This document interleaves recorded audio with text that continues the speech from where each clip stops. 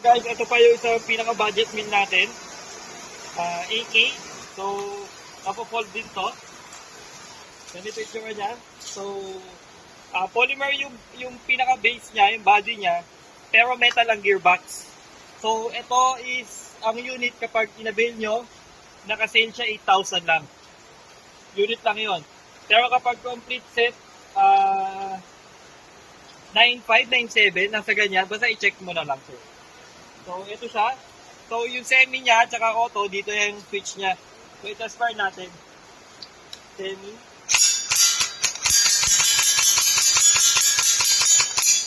Then, full auto natin. Full auto.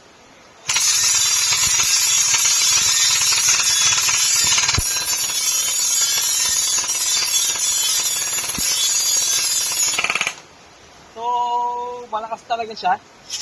Then, yung capacity ng bala niya is 450. So, mahaba to, itong magazine na to. Ganito sa kahaba. Ayan. Ang kagandahan dito, lightweight siya. Siguro, tumitimbang lang to ng 2 kilo. So, kung takbuhan, okay siya. So, isa pa. Nag-enjoy ako sa puloto niya.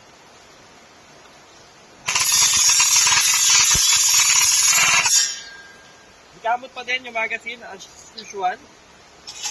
So, konti na lang ubusin na natin. Ang accuracy niya, pag naka-full auto, maganda.